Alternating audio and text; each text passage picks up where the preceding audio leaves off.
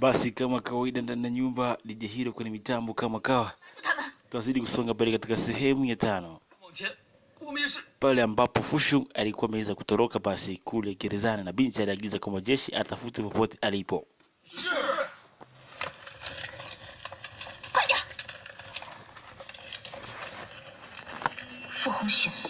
Baada ya binti kuona kwamba Fu Shun hawezi kukamatwa, ni wakati alikuwa akianza kukumbuka.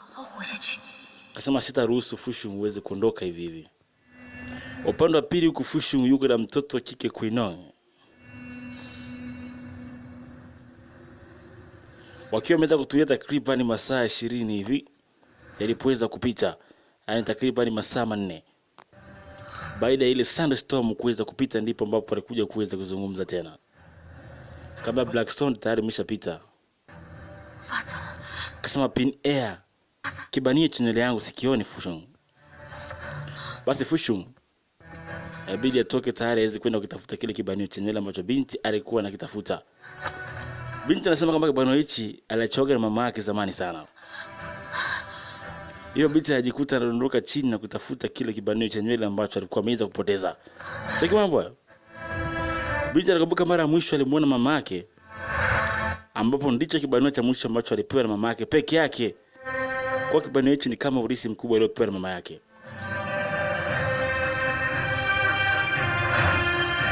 Anakumbuka mara mwisho sababu mama yake aliyopewa, ama sababu hiyo ilikuwa na adhabu ya kifo, ambapo yeye alichelewa, alikuja mwishoni ndio hatimaye alikuta mambo yote yameweza kukamilika, lakini alichokuwa ameweza kubahatika kuweza kukiona kibanio peke yake cha nywele ambacho mama yake alikuwa amekivalia. Hiyo sawa, nimtaba siku leo DJ Hero kama kawa. Basi usonga mbele na picha moja kama hii. Kitu wanaita Border Town. Binti alilia maana kupoteza kile kibanio cha nywele. Na Fu Shun aliona kabisa binti ameweza kuumia. Lakini binti alipitiwa baadaye na usingizi. Binti baadaye ndo anakuja kujikuta kwenye mikono akiwa ameweza kulala kule alikuweza kutoka, yani kwenye provision kando kabisa. Ndipo alipoamka, ajikuta amelala ndani, yani kule ambapo yeye huwa anaishi. Binti akashangaa, nimefikaje hapa? Leo alimkuta master tayari ameshaanza kukaa. Kaba Fu Shun ameenda wapi? Shifu Hongxue ba ni song回来的. Kaba Fu Shun amekurudisha hapa, hatimaye ameondoka. Kaenda wapi? Kabla haja kuchukulia, maana tayari kuna mtu ambaye ashachukua jukumu hili. Usahau kwamba leo umeshastaafu ile kazi, kwa hiyo iko Jumaa anaendelea kumfuatilia huyu Fu Shun. Sababu tunaangalia ndani ya kioni, sili ana manake yeye sio kiongozi tena, ashaambiwa kila siku. Kaba iko wapi sili yangu? Kaba usihangaike. Tayari swala hili liko chini ya mikono ya Jumaa, kwa hiyo usio na wasiwasi wote, swala kile liko chini ya usalama. Kamba usijiweke moyoni kuwa na wivu juu ya swala hili. Maadamu tayari umeshaanza kutayari kuretire kwenye 10,000 hole, yani uspai wa siri. Hakisha kwamba tayari naona kutumia maisha yako mwenyewe. Kamba nataka swala nilichunguze mwenyewe, hawamwezi Fu Shun wataribu mpango. Kamba umegundua nini baada ya kuona na Fu Shun? Kamba wakati bado kuweza kumkamata Fu Shun. Je, Fu Shun amegundua ni nani? Nitakadai hapana, hajagundua. Sitajali kama unataka kufanya nini kuhusu wengine, lakini kinachoonyesha kwamba wewe tayari kumfavor Fu Shun. Kama mimi ni mlinzi na ni adui yule ya $10,000, sasa nikamtetea hata siku moja. Kama kaambia wao watamua Fu Shun, na wewe huna hiyo chance ya kuweza kufanya hivyo, lakini ulishindwa kufanya kwa muda mrefu, lakini ulikuwa na nafasi kubwa ya kuweza kumua Fu Shun. Turudi kuna ufalme kwa $10,000 ku. Fu Shun. Fu Shun bado yuko hai. Madam, tumepeleka watu wetu juu ya milima kote, tumegundua kama Fu Shun yuko hai na tumeweza kumtambua mahali alipo.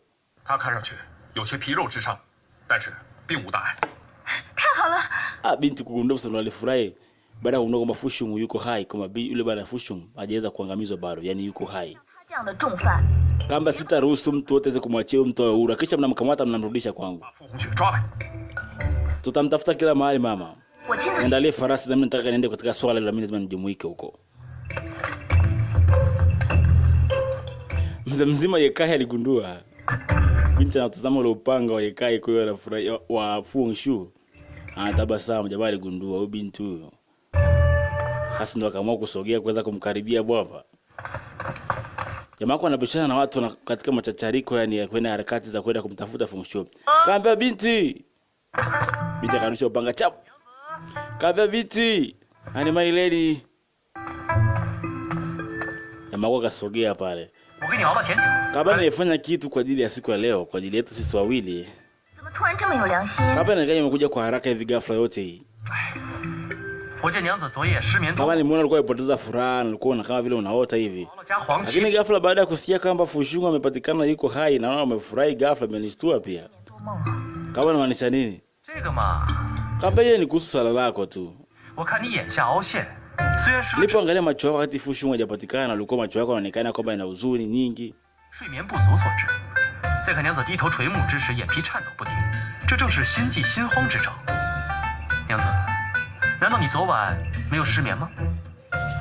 Kama jana ulipolala, naona furaha yako imeweza kurudi baada ya kusikia kwamba Fu Hongxue yuko hai. Bila kaambia, zani tayari yako umeshapona ghafla baada ya kusikia tu Fu Hongxue yuko hai. Kaambia kwa nini? Kamba hisia zako zilikuwa ziko chini sana baada ya kugundua kama Fu Hongxue hayupo. Sababu kama Fu Hongxue amepatikana mahali alipo naona furaha yako imerudi ghafla. Unamaanisha kama mimi namtaka yeye? Kama utafikiria nini tofauti na hilo? Hatimaye nimeona furaha yako baada ya Fu Hongxue kupatikana. Fu Hongxue yule ni criminal, ni muuaji amekuja kwenye ufalme huu. Sasa nikaingia katika swala hilo kabisa. Kama sijui nikwambia nini yani leo. Kama niambie tu. Unafikiria nini kuhusu Fu Hongxue baada ya kugundua kwamba ulishasema kwamba yule atakayekuja kufungua upanga wako wewe ndio atakayekwenda kuweza kukuoa wewe? Natumai kwamba alikusaidia sana kule msituni na porini ulipokuwa katika shida kule jangwani. Najua alikusaidia kwa kiasi kikubwa. Nyangzi作为未来万马堂的掌门人，这正是万马堂彰显宽宏大量的好时机啊！你为什么老是帮那个马奴说话？ Ana mimi kila siku namsaidia yule mtu wangu. 咱们婚期将至，也该 Kama nafikiria nini kuhusu ndoa baada ya kugundua kwamba amefungua uswali ulisema utampa rewards. Unaona kumwachia akaweza kuwa huru. 咱们万马堂在武林中也是九五之尊，怎有不赦的道理啊？ 我就算把所有的马奴都放了。 Anasema yani hata kama ningekuaje ila kumwachia mtumwa kama yule kitu mmoja ambacho siwezi kukifanya hata siku moja. Kama binti akawa ameweza kuondoka baada ya kutoa ule ujumbe. Tuondoke upande huo. Tuje upande ambapo leo yule kiongozi yani ambaye ile logic prevision ambao Queen Ong anakaa. Anatupa macho mbele na kuona Queen Ong ameshaondoka. Maana Queen Ong ameenda kufuatilia ili swala tena. Chokini mambo hayo. Fu Hongxue leo ana habari ile na pita zake mtaani. Hajui kama kuna wanawake ambao wametuma kuja kumuondosha leo hapa. Kumbuka wanafanya ulinzi wa siri katika Tensazan Hall. Chokini mambo hayo. Mabinti wakakutana hapa. Kama Fu Hongxue amefundisha sana, ana masharti kubwa sana. Kwa hiyo tunaenda kwa makini kwenda kumwinda huyo mtu. Katika kumwinda kutoka tumia akili kubwa sana ya ziada. Unanielewa? Ani tukimwachia namna hii tena nafasi atapata kama hii tena kuweza kumuondoa. Na hakikisha kwamba hakuna mtu anayekwenda kutoroka hapa. Basi tunaenda tukahakikisha kama tunafanya plan B ya kuweza kuhakikisha kumkamata kwa akili nyingi. Awe nisubiria hapo kwa mniende. Sasa mna shida, ngoja tukaangalia utaratibu huo. Basi akamwacha pale Jumaa akiwa mbaki hapo. Kama ni Fu Hongxue anataka kuachia uondoke muda huu. Upande wa pili huko sasa. Fu Hongxue akiwa ameenda kumsalimia mama yake. Kumbuka mama yake ni kila siku ambaye anakujaga kumtembelea hapa. Mama yake ndo anamcontrol kwa anampa order zote za kufanya kazi. Alifika hapa kana. Lakini kumbuka kuna binti ametumwa aweze kumfuatilia kumbuka. Alipokuwa amekaa hapa anashangaa na muone mama yake. Alimsubiri kidogo. Kumbe ile binti ambaye ameweza kutumwa tayari aweze kumfuatilia kwa nyuma, alikuwa tayari ameshaanza kukaribia. Cheki mambo hayo. Fu Hongxue ametulia tu ajui chochote. Binti akayuza amekuja kufuata nini huyo hapa? Kuna nini kimemleta hapa? Anaonekana kuna mtu anamsubiria Ghafla binti akapulizwa na moshi fulani mbaya mbaya. Usitaka ni mtamba siku aliyoko DJ Hero kama kawaida. Kwa tunazidi kusonga mbele na picha hii kabisa. Alikuwa ni mama yule tayari alimlowesha binti akadondoka. Hatimaye sasa Fu Shun anakwenda kupokea oda nyingine tena.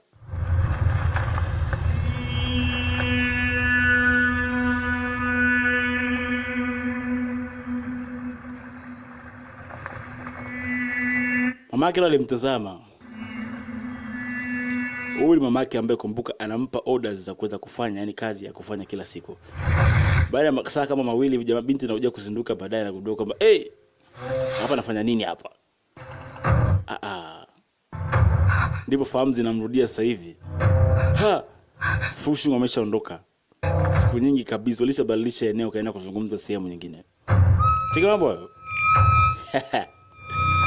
Baba 0742140135 DJ Hero kama kawa kwenye mitambo. Bila kusahau zamini kabisa ya watu kibao pale.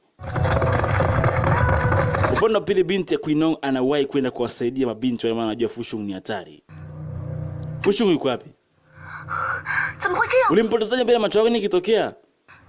Nisema sijui nini kilitokea, nisikia kama nimelala chini na sijajua nini. Nakuja kuamka nakuta ameshaweza kuondoka.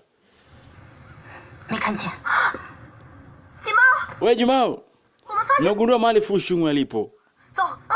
Tunaenda tukahakikisha kama tunamkamata. Twende haraka haraka. Sasa binti wakatoka kichwa hajui kama jamani super hapa. Wakaja wakamtaimu mzee kugundua Fu Shun na mali anapata kahawa kidogo leo. Pale kamgahawa fulani. Yule pale. Bwana nimchukue. Binti sasa anachukua mshale hawezi kumchukua. Kumbuka Queen alikuwa anawahi kuja kuwasaidia. Binti kama yuko kwenye target vizuri kabisa. Kile ghafla kuna mtu alipita mbele katikati kwa akaweza kumzonga. Cheki mambo hayo. Abo. Binti kama yuko kwenye target vizuri, ghafla ameingia binti mkasikia uko tena hapa? Ambia hapana, niachie ile swala nianze kulifanya mwenyewe. Hamwezi kumuona huyu mtu. Kamba tayari ni muuaji na wewe tayari sio kiongozi wetu tena. Kwa uwezo katuzuia tusifanye chochote kile. Kamba wewe sio tena kiongozi wetu, kuona naomba watuachie. Siri iko kwangu maana yake mimi ndio kiongozi wa hiki kitengo. Sasa wakaka baba anagombania. Binti anataka wewe swala liando lenyewe. Wakamweka chini ya ulinzi mzee. Katoa oda kamata huyu. Kwa nafanya hivi? Unamtetea mtu kumbuki kwamba ni mmoja ameua dada zetu waliokuwa tunatumikia toka pamoja miaka yote umeshasahau? Kama Jumao. Huo ni ujinga Jumao. Naomba niachilie nikifanya ile swala peke yangu, nyinyi mtaliweza. Binti akaendelea na target yake mzee. Kama tokeni hapo. Kutokea kuna vurugu kama imeweza kutokea. Fu Shun wakati nani amefika? Mafamilia imefika baba anamtaka mfungo wake. Kama mafamilia imekuja huko na nini tena? Hii nadhani itakuwa sio nzuri, kuna kitu moja kukifuata hapa. Oni kama nitakuwa tumekosa nafasi nyingine ya kuweza kumzuru mtu huyo. Binti akafika akasema, mtumwa wangu wa maisha wewe, utakao uende mahali popote. Kwa hiyo utakapokwenda nitakisha na kukamata." Binti akamtandika mjeledi mzee. "Nataka wewe yani wewe mfungo wangu wa maisha Fu Shun. Utaenda popote kile, nitakisha kwamba niko na wewe." Kumbuka binti tayari shagundua kama huyu anafaa aweze kumuoa sababu alinyofolo swadi ambao hakuna mtu aliwahi chomoa. Hatimaye binti anafanya hivi kwa kuweza kumzuia kwa sababu shagundua huyu ni mtumwa. Kwa hiyo anachofanya binti hapo ni kumfanya tu ani kumnyanyasa mtu huyo. Kamba si kitu kama hicho tena. Ani tukikosa hii plan ya kuweza kumuoa tutaka tumuue tena huyo mtu. Juzi ulikuwa usiku ulikuwa karibu naye. Kwa nini unashindwa kumuua? Kama nyinyi hamwezi kumzuia. Sasa niacheni mimi niende nikajaribu. Binti Queen alisema. Wewe kama kivyovyote vile itakuaje? Mimi nitadili na Fu Shun kwa jitihada yangu mwenyewe, nitakisha kama nampoteza huyu Fu Shun kabisa. Hey. Haya nenda mocheni aende. Wakampa binti nafasi hiyo. Kubwa Queen alisema kujikomba kimahusiano fulani kwa mkali. Binti kama kutumia siri fulani kijana chap. Kamrushia Fu Shun. Fu Shun kuiona ile siri. Anamjua ni binti Queen, unaona? Akasikia kama kuna ujumbe ameandikiwa kama kuna mtu ambaye anamtafutaga muda wote. Binti akamwambia mimi namjua mahali alipo. Umeona? Baada ya kuona ile mzee, huyo mtu aliyerusha kwenye karatasi kuna ujumbe ulikuwa umeandikwa. Maana yake huyo mtu Fu Shun anamtafuta muda mrefu. Binti anamwambia anajua mahali alipo. Kwa hiyo binti inabidi atafuta namna kuweza kutoka hapa alipokuepo. Kwa mambo Fu Shun alitabezea mashine nzito hapa. Kumbuka kuna mtu anataka kumzuia Fu Shun hapa. Binti anashuhudia mzee. Wewe Fu Shun! Fuateni huyo. Mfuateni. Tunafanyaje hapa? Fu Shun ameondoka. Watu wafuate kimya. Wenda binti ana mpango. Kabe hey. Huyo Makango leo nikia kwenye ujumbe yuko wapi? Sasa kumbuka Fu Shun. Mama yake alimpa oda kumtafuta Makang. Binti akaambia usio na wasiwasi, mimi najua mahali alipo. Mabinti wachungulie bado. Kaambia Nameless Prevision. Kwa siku inataja watu mbalimbali, kwa hiyo tunajua mahali Makang alipo, nitakupeleka wala usio na wasiwasi wote. Kwa sababu sitaki wewe niweze kukupoteza. Naomba leo uweze kwenda kukaa kule katika Nameless Prevision pamoja na mimi kwa siku ya leo tu. Najua kama unamtaka Makang kwa hali na mali yote ile. Na mimi sitaki kuweza kukupoteza. Maana Makang ni mtu mmoja ambaye ni hatari sana. Naomba niambie kie nataka kuweza kufahamu kuhusu wewe. Unataka nini? Bila kusema nataka niweze kufahamu wewe unatoka wapi, maswali mengi nataka niweze kukuuliza leo. Naomba unijibu vizuri ninapoenda kukuuliza. Maswali matatu tu nataka nikuulize. Naomba unijibu vizuri sana, natamani nitakwambia mahali Makang alipo. Kaambia uliza. Kaambia wewe ni member wa Demon Sect? Alimuuliza kama kusudi kabisa. Niambie. Jamaa akasema ndio, mimi ni member wa Demon Sect. Kumbuka binti anatafuta watu wa Demon, kama unatoka sehemu gani? Kama natokea upande wa Demon Sect, yani mimi ni mtoto halisi nizaliwa na ukoo wa Demon Sect. Kamba yuko peke yake pale, kwa nini simuue sasa hivi? Simuue sasa hivi, tumuue sasa hivi. Bwana amezaruza maswali. Binti akaambia auliza swali la mwisho. Unafikiria nini kuhusu mimi kama mwanamke? Kumbuka binti anatumia nafasi hii, yani apate chance ya kuweza kumuua mwamba vizuri. Binti Quenon anaitumia nafasi vizuri zaidi kutumia usichana wake, yani kuhakikisha kama anamdondosha mwamba Fu Shun. Jamaa akasema mimi najua tu kama binadamu wa kawaida. Binti ajaribu kuweza kujikomba kwa namna, yani akisha kama kivyovyote vile ameongeza kwenye mtego aweze kumuua. Kaambia Makang ana ulinzi mkali sana, ni mtu ambaye ni hatari sana. Ukienda huko uenda usiweze kurudi tena. Fu Shun akamwambia, haijalishi nataka kuweza kufahamu. Basi njoo na mimi kwenye Nameless Prevision. Nataka nikuandalie kitu muhimu kwa ajili yetu, kwa ajili ya uhusiano wetu huu. Natamani nitakupeleka mahali Makang alipo. Kumbuka shida yake Fu Shun ni Makang anamtaka kwa hali na mali.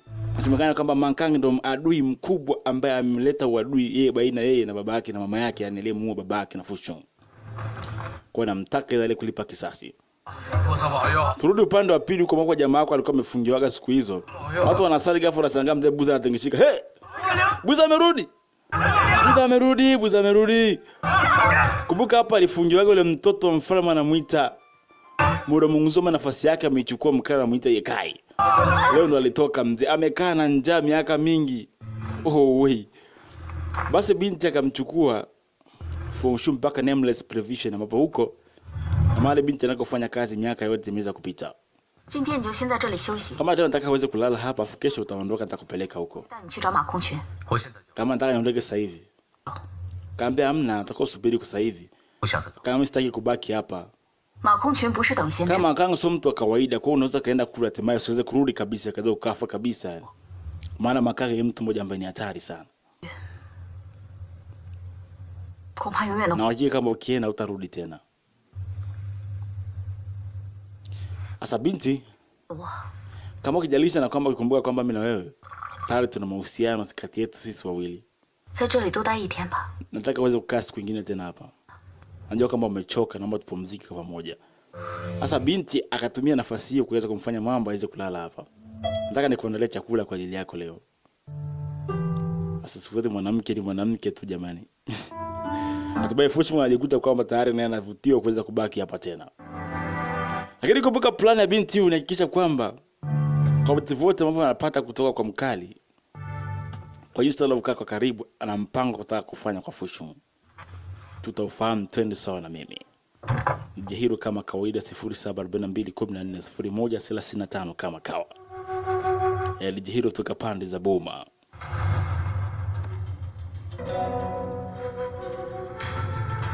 Ndani ya Nameless Prevision ambapo binti wanafanya kazi.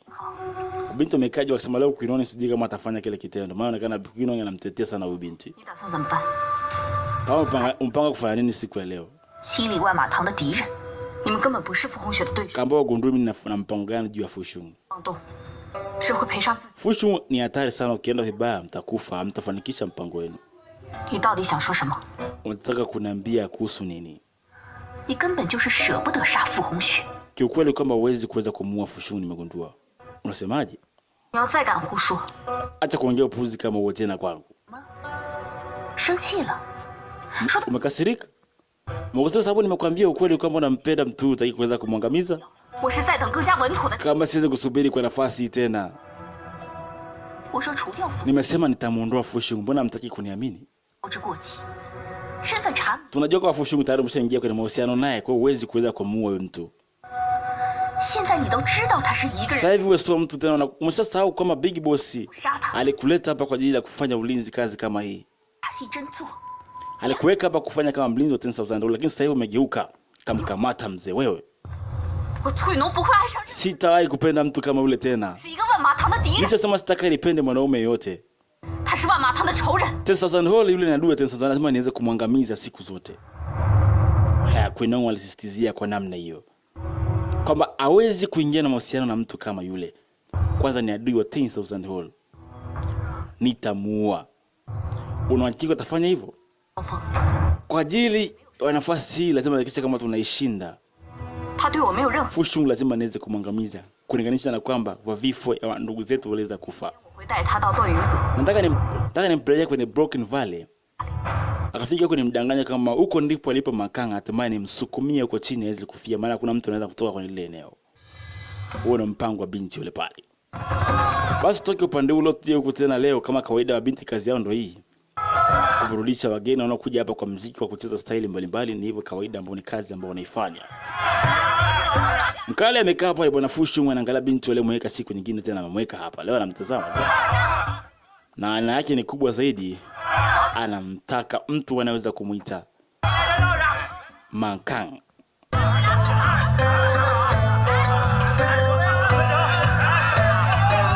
Muziki uliendelea kuwa na burudani taratibu baina ya watu tofauti yani. Hey. Fu Shun anatazama tu, lakini kumbuka ya mpango wake ni ladha yake na kiu yake mpya kabisa. Anamtafuta Makang aliyemuliaga babake ambaye mama yake anamwambia kalipe kisasi. Basi ndio sawa kwenye kitambo siku ya leo. DJ Hero kama kawa director wa Heroes Studio. Basi unapenda kuangalia picha hii pale YouTube, hakikisha kama una subscribe, yani ukipita bila kusubscribe unakuwa unafanya kosa kubwa sana. Hakikisha una subscribe, hatimaye unaweka comment na kulike pale. Asante zaidi kwa wale walio tayari ndani ya uwanja huu hapa. Sasa kwa DJ Hero ni kwenye mitambo kama kawaida. Toka pande za Boma bila kumsahau Nguruma Bucha. Ila patikana barabara Dorcas pale chini kabisa. Pale kwa Kibo Show kwa pembeni hapo. Pata nyama safi kabisa nzuri, twende sawa kama kawa.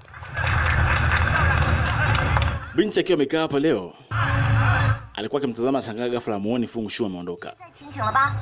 Lakini baadaye sasa upande huku mzee. Jamaa wako amekaa huku mzee, binti leo anakasirika. Ule amenifukuza ataona moto. Amenifukuza mimi. Binti tunatoa macho mbele na muona jamaa wako mzee mzima nendo. Ule semora Mungu yule. Lazima yekea atakuwa kwenye hatari. Sasa jamaa wako amefungiwa, kumbuka jala siku nyingi walinzi wake wamemtafuta mpaka amechoka. Kumbuka yekea alichukua mavazi yake. Ni wajinga. Mapumbavu. Mmesababisha mambo makubwa, mimi nimekaa na njaa siku 7 sijala. Siku 10 sijala na njaa nilipo. Walinzi gani nyinyi? Yaani na njaa nilipo, tuone nipelekeni kwanza nikale. Master tusamee, master tusamee. Sema lazima Muronguzuu atakuwa amerudi sasa hivi. Manake Yekai kwaliko na mavazi yake atakuwa amechukua nafasi yake, atakuja kukuta tatizo huyu. Hapa bidi nimsaidie. Lakini si nikusaidie. Binti kumbuka alifukuzwa kwa na Jojoji. Hata nimsaidie kwa mara ya mwisho tu, maana huyu. Maana akienda Muronguzuu kule ataenda kumwaibisha, ataenda kumkamazisha kwamba yule ni fake. Sasa nifanyaje? Binti aliamua kumsaidia. Wewe twende. Asa jamaa wako amekuja huko ni ana njaa, anaingia mtoni hoteli. Asa anakula mzee, kumbuka ile mtoto mfulana mzee rara tu anakula chakula kwa shida yuko. Mungu wangu haya maisha. Ani nimekaa na njaa nimeteseka muda wote wenyewe mmekaa tu hapa. Ani sijala mwanangu siku 10. Sasa anakula na alikuwa analia. Udi kimkata jamani mtoboe. Nikikukamata Yekai. Ndio jamaa wako analeza kwa hasira mzee. Nitakutoboa wewe Yekai. Sasa ni ana njaa amekula, maana mtoto amezoea raha huyo. Sasa amekaa siku 10 ajala. Hey mteja. Akaitwa basi kuna mtu mmoja akatafutiwa order kwenye hoteli moja ambao anataka aweze kula vitu vizuri. Nataka mwenye chakula kimoja ambacho ni kitamu sijai kula muda wote. Yaani nimekimisi sana. Weka kuku mzima kaanga umweke vizuri. Nani ananibishia? Nenda kana chakula kwanza sasa hivi. Hala. Jamaa wako ni ana njaa. Sawa mheshimiwa. Kaenda kutafuta mgahawa mzee wa kumwandalia chakula haraka. Huyu ni mtoto wa mfalme, kwa hiyo tumwende kumwandalia order ya msosi wa kutosha hapa. Tutafanya nini? Hey, ipo njia. Binti kumbuka anasema nataka kumsaidia Yekai. Sasa aleta barua fulani kwa vile anaomba makazi, yani na mtu anayeomba kazi, umeona?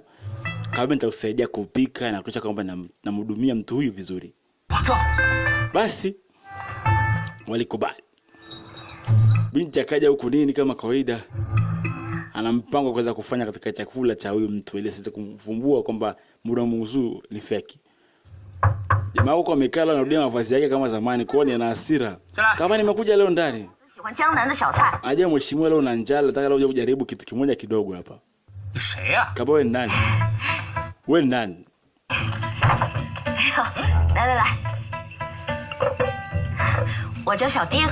Kambia mimi nakushauri tu, mimi ni mtu ambaye natoka kwenye ukoo wa Jahuu.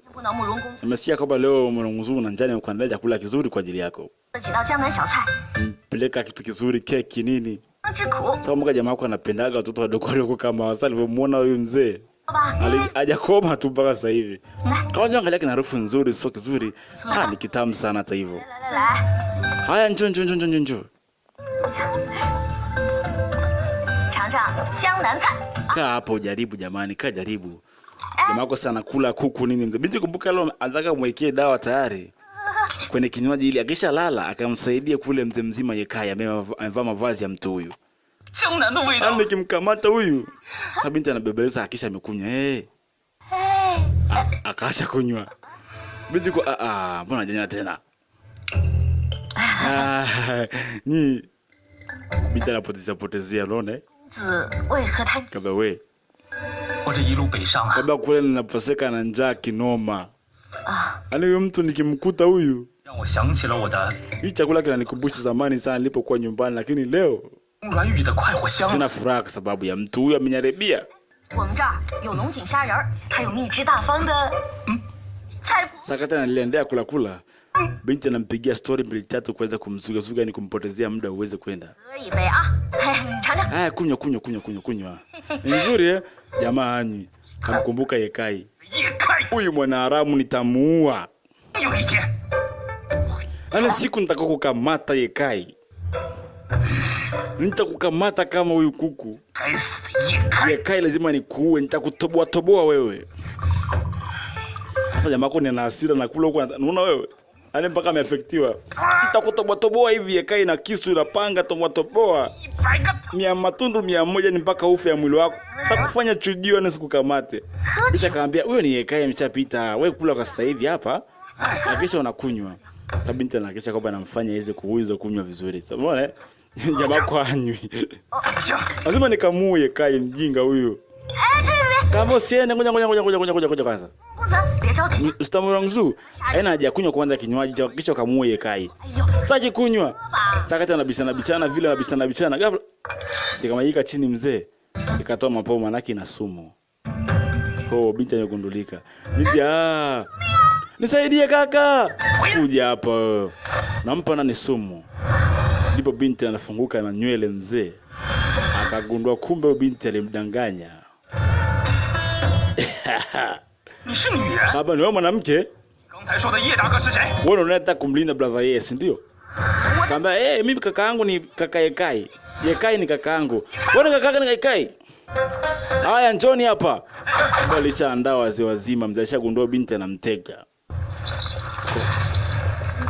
Tunataka upande lote tuje upande huku hivi. 陈农啊， Kuinong, 傅少侠请你。 Fushu amekualika leo uweze kuingia katika chumba chake leo.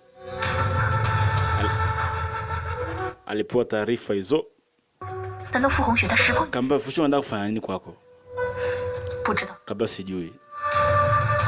我先去看。 Ngoja kwanza niende nikaangalia alafu nitakuja kuwapa taarifa nzima. 万马令在你手里，如果遇到危险， Kama nitakuwa ni hatari, 马堂找帮手。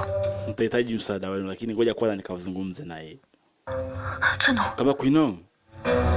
Binti akasema anakwenda kuzungumza na Fushu, ajue kuna nini kinachojiri kwa Fushu. Fushu alimuita kwa siku ya leo. Basi binti alikwenda. Kumbuka binti ana mpango halisi wa kuweza kufanya kwa mkali anamuita bwana Fushu. Patamu hapo. Basi aliingia katika chumba cha Fushu. Kwa binti ni kazi yao kumbuka kuweza kufanya kazi kama hivi, ni kitu ambacho ni kazi yao wanafanya. Kwa alifika hapa leo, kwa kiitwa na mtu yote lazima aweze kwenda. Lakini leo aliitwa na mkali wanamuita Fushu. Nam. Kuzameni Ubaje Digital Studio Barabara Dorcas kama kawaida tunazidi kuburudisha mambo kama hivi. Alifika pale, basi binti aliagizwa aweze kucheza, basi akaanza kucheza kama tunavyoweza kuona. Alimwambia dance for me. Basi binti alikuwa akicheza ni kama vile ni mara yake ya mwisho kucheza na mnyama mkali huyu hapa.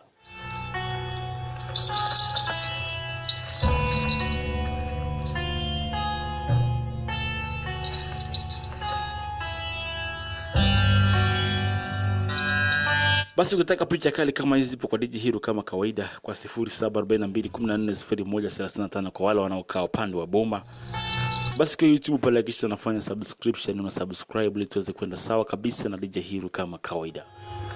Maana baada ya hichi ni mwanzo viwango vingine vingi zaidi vinaweza kuweza kuja. Namna hiyo.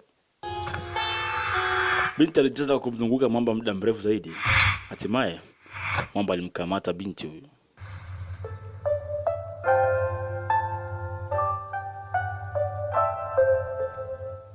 Alikuwa na jambo la kuweza kuzungumza na binti.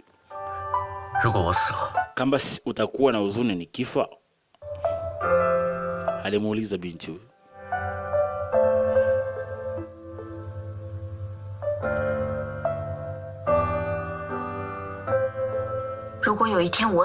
Kama siku nikifa siku moja, na wewe utakuwa na huzuni? Binti alimuuliza tena. Sema labda. Ili kuweza kujua ukweli kuhusu mtu lazima uweze kumsikiliza nini alichokisema. Baada ya kuweza kumwangalia machoni mwake. Wameniambia kwamba nini umeona?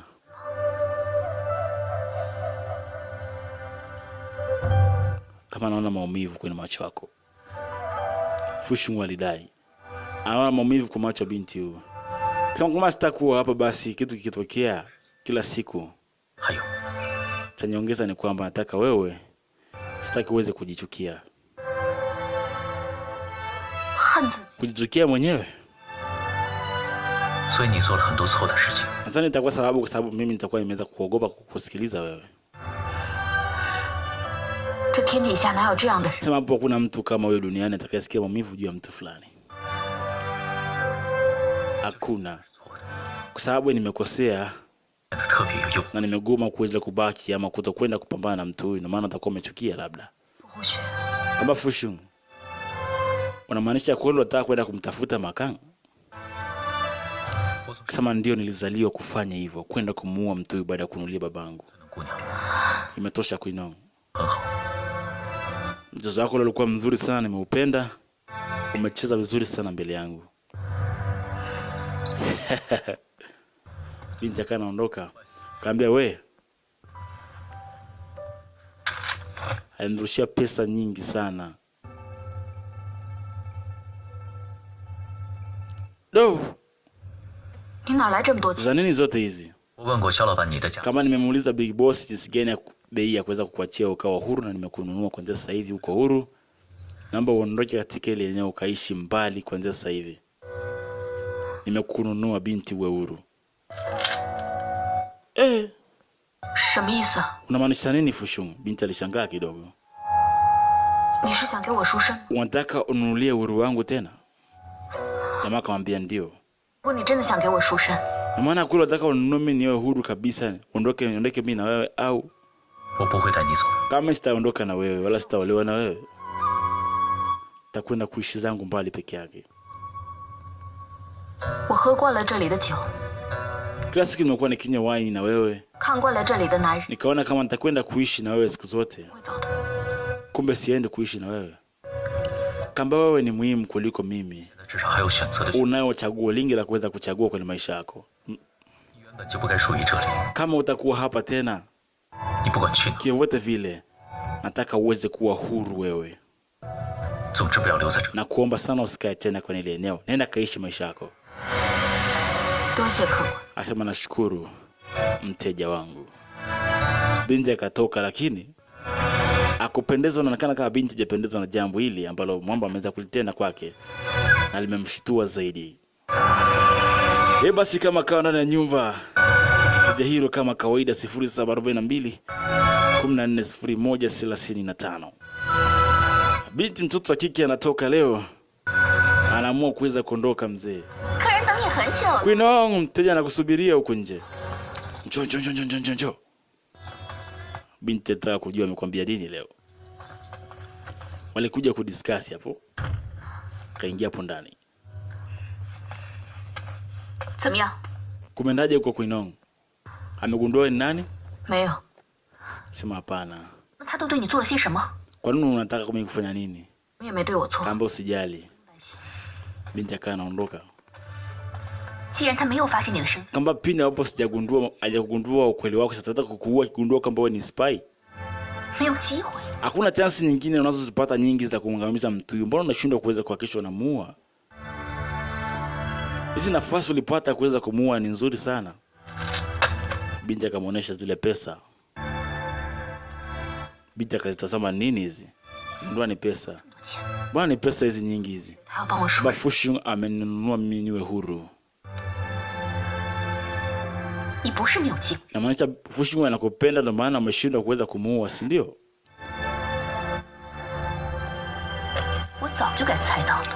Kwa nini unafanya mambo yote hayo? Kwa maana unataka kuweza kumuua kwa sababu Fu Shun anakupenda, si ndio? Unampenda? Kote sasa ni whole name preach haina maana tena kwa sababu yako wewe. Unaamua kuingia kwenye mahusiano kwa mapenzi na adui yetu mkubwa kama huyo. Kama haiwezekani. Siwezi nikampenda mtu kama yeye.